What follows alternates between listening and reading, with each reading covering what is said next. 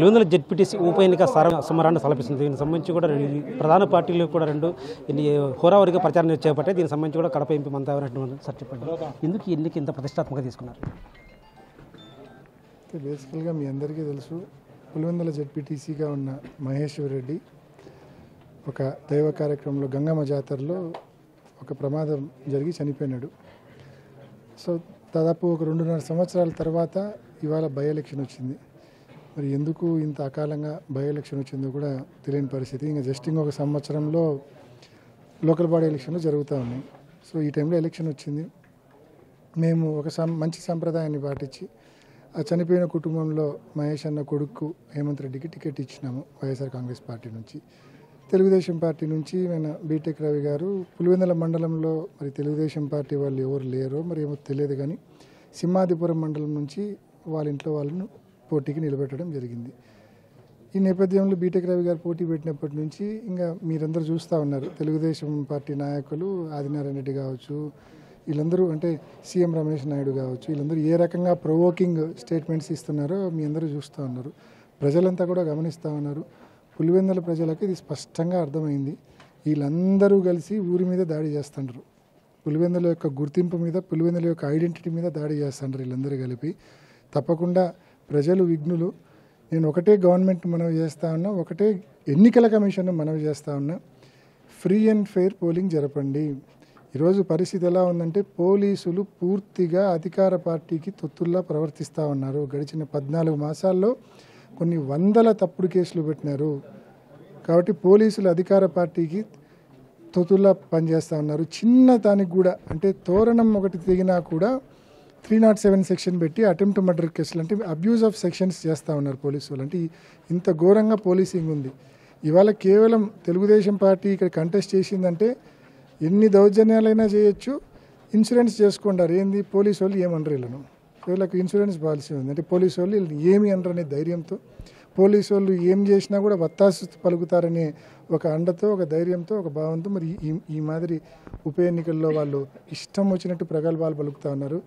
మేమల్లా అడిగేది ఒకటే, మీకు నిజంగా ధైర్యం ఉంటే, మీకు నిజంగా చిత్తశుద్ధి ఉంటే, మీకు నిజంగా బలం ఉంటే, మీరు నిజంగా ప్రతి యువకుడికి నిరుద్యోగ వృత్తి నెలకు 3,000 రూపాయలు ఇచ్చినారని మీరు అనుకుంటే, మీరు నిజంగా ప్రతి మహిళకు మీరు హామీ ఇచ్చినట్టుగా ఫ్రీ బస్సు సదుపాయం కల్పించినారని మీరు అనుకుంటే, మీరు నిజంగా 50 ఏళ్ళు వయసున్న వాళ్లకు పెన్షన్లు ఇస్తామని మీరు చెప్పినారు, అమలు చేసినామని మీరు అనుకుంటే, మీరు నిజంగా 45 సంవత్సరాల వయసు పడిన ప్రతి మహిళకు నెలకు 1,500 చొప్పున ఏడాదికి 18,000 రూపాయలు ఇస్తామన్నారు, అవన్నీ మీరు అమలు చేసి ఉంటే, ఇందులో ఏమన్నా మీరు అమలు చేసి ఉంటే నిజంగా మీరు ప్రజల దగ్గరికి పోయినప్పుడు తప్పకుండా ప్రజలు మిమ్మల్ని ఆదరించేవాళ్ళు. ఇందులో ఏ ఒక్కటి అమలు కాల. పెన్షన్లు 66.5 లక్షలు వచ్చేటి మీరు అధికారంలోకి వచ్చే నాటికి, ఇవాళ 61.5 లక్షకు పడిపోయినాయి. అంటే 5 లక్షల పెన్షన్లు కోత కోసినారు. వచ్చే పెన్షన్లు కోత కోసిరి, ఇచ్చిన ఏ హామీలు నెరవేర్చకపోతే, రైతు భరోసా పూర్తిగా గాలికి వదిలేసినారు. 15 నెలలు అవుతుంది, మీరు ఇచ్చింది ముష్టి 5,000. మీరు ఎంత ఇవ్వాలి? ఈ పాటికి 15 నెలలకు గాను 26,000 రూపాయలు ఇవ్వాలి. మీరు ఎంత ఇచ్చినారు? 5,000 ఇచ్చినారు. మరి ఎన్ని ప్రజలు గమనిస్తూ ఉన్నారు, రైతులు గమనిస్తూ ఉన్నారు. మరోవైపు వైఎస్ఆర్ కాంగ్రెస్ పార్టీ చిత్తశుద్ధి ఏందో కూడా ప్రజలకు తెలుసు.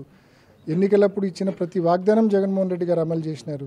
ఈ ప్రాంతంలో ఇవాళ ఇంత పెద్ద ఎత్తున సాగునీరు ఉందంటే, ఈ ప్రాంతం ఈ మాదిరి అభివృద్ధి చెందిందంటే దానికి కారణం ఆ రోజు రాజశేఖర రెడ్డి గారు, తర్వాత జగన్మోహన్ రెడ్డి గారు. అంటే జగన్మోహన్ రెడ్డి ఈ ప్రాంతం చెందిన వ్యక్తి ముఖ్యమంత్రి ఏంటి కూడా పులివెందులకు ఎలాంటి అభివృద్ధి జరగలేదు. అట్లీస్ట్ కనీసం పులివెందుల్లో ఒక ఎకరా కూడా అదనంగా నీరు ఇవ్వలేదు. వీటితో పాటు ఎర్రబల్ల చెరువు కూడా కనీసం నీరు ఇవ్వలేదు. ఒక 20 కోట్లు కేటాయిస్తే వచ్చేది, ఇవన్నీ చేయలేదు. కాబట్టి మేము పులివెందులో పోటీ ఉంటా ఉంటున్నారు టీడీపీ వాళ్ళు. టీడీపీ వాళ్ళకు బహుశా అవగాహన లేకుండా మాట్లాడిండాలా, లేకుంటే ఒక అబద్ధాన్ని 100 సార్లు చెప్తే ప్రజలు నిజం అనుకుంటారనే నమ్మకంతోనే మాట్లాడిండాలా. లేకుంటే పులివెందుల్లో లాస్ట్ 5 ఏళ్ళు అభివృద్ధి జరగలేదంటే కన్నా నిజంగా నవ్విపోతారు.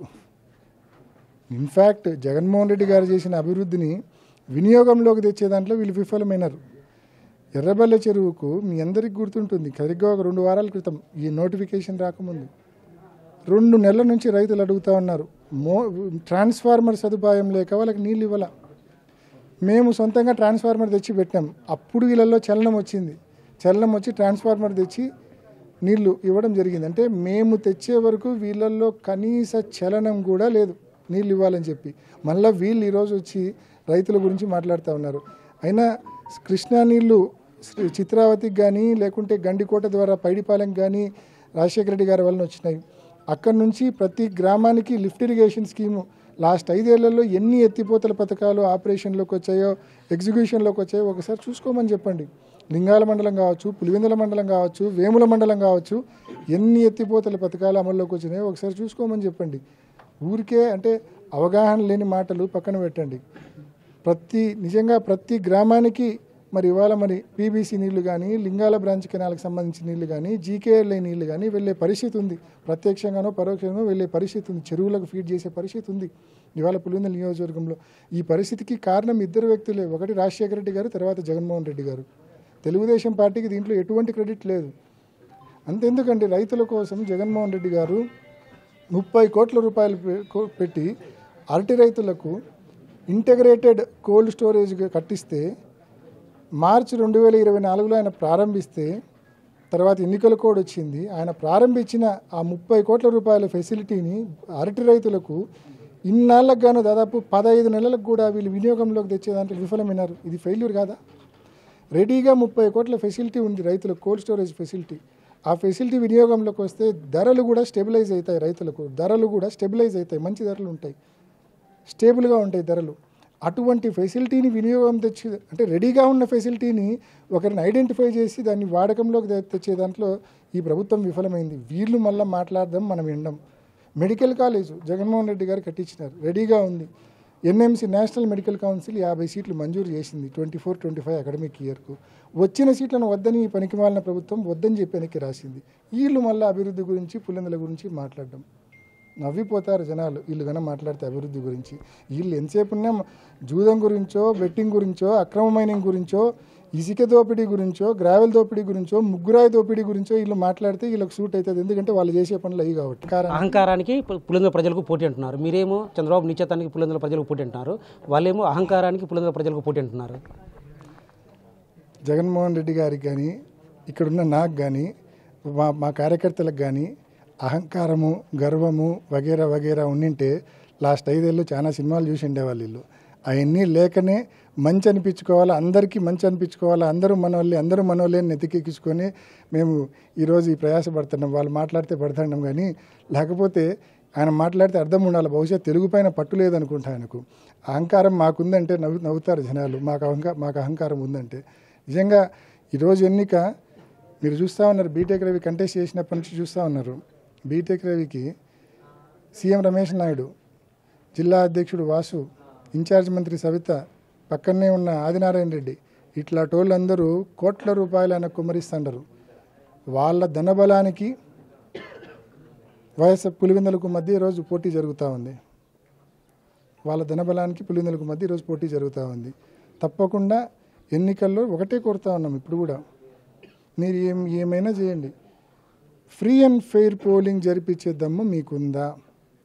అక్రమ కేసులు పెట్టి వైఎస్ఆర్ కాంగ్రెస్ పార్టీ కార్యకర్తలను నిర్బంధించకుండా, అరెస్టులు చేయకుండా, స్టేషన్లలో పోలింగ్ రోజు పెట్టుకోకుండా ఫ్రీ అండ్ ఫెయిర్ పోలింగ్ జరిపించే దమ్ము మీకుందా? సూటిగా సుత్తి లేకుండా ఒకటే క్వశ్చన్ అడుగుతాను. నిజంగా గత సార్వత్రిక ఎన్నికల్లో కనీసం వైఎస్ఆర్ కాంగ్రెస్ పార్టీ హయాంలో అట్లీస్ట్ కనీసం నామినేషన్ వేసే పరిస్థితి లేదు. ఆడ వెళ్తే కనీసం చేశారు. ఇప్పుడు మేము ఫ్రీ అండ్ ఫ్రీగా ఉన్నాము, నామినేషన్లు వేశారు, ఎన్నికలకు వెళ్తున్నారు, మేము ఎన్నికలకు వెళ్తున్నాం అంటున్నారు. చెప్పదామండి, మీరు లోకల్ బాడీస్ చూస్తున్నారు.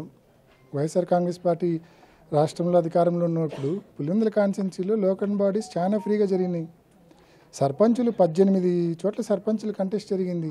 కసునూరు రవి సొంతూరులో సర్పంచ్ పోటీ చేసినారు, 280 ఓట్లతో వాళ్ళు ఓడిపోయినారు. సింహాదిపురం ఆయన సొంత మండలం హెడ్-క్వార్టర్లో పోటీ జరిగింది, ఓడిపోయినారు. ఎన్ని అంటే వాళ్ళ చవారిపల్లెలు అన్ని గ్రామాల్లో పోటీ జరిగింది. 18 గ్రామాల్లో పోటీ జరిగింది మొన్నటి లాస్ట్ లోకల్ బాడీస్లో. ఊరికే ఆయన ఏదో మాట్లాడితే సరిపోదు కదా, 18 గ్రామాల్లో పోటీ జరిగింది. మరి ఈ పోటీ ఎట్లా జరిగినట్టు? నిజంగా వాళ్ళు చెప్పినట్టు మేము ఆ వైఖరి అవలంబించింటే. కాబట్టి ఊరికే ఒట్టి మాటలు కట్టుబెట్టాలా? ఈరోజు నిజంగా మరి అంతగా ఉంటే పులివెందుల రూరల్ జెడ్పీటీసీ స్థానానికి సంబంధించి నువ్వు పులివెందుల్లో ఒక ఓటర్ని పెట్టాలి కదా పోటీ. నీ పార్టీలో ఒక పులివెందుల్లో ఒక ఓటర్ని తెచ్చి నువ్వు వాళ్ళకి బీఫామ్ ఇచ్చి పోటీలు నిలబెట్టాలి కదా. ఎందుకు సింహాదిపురం నుంచి తీసుకొచ్చినావు? ఎందుకు కస్నూరు నుంచి తీసుకొచ్చినావు? అంటే పులివెందుల్లో 10,600 మంది ఓటర్లు ఉంటే కనీసం నువ్వు ఒక అభ్యర్థిని నిలబెట్టే పరిస్థితి లేదని నువ్వు స్పష్టంగా ఒప్పుకున్నట్టే కదా, నైతికంగా నువ్వు ఓడినట్టే కదా అక్కడే. మరి ఈరోజు వచ్చి నీ పెద్ద పెద్ద మాటలు మాట్లాడుతుండవు, ఏ ధైర్యంతో మాట్లాడుతుండవు?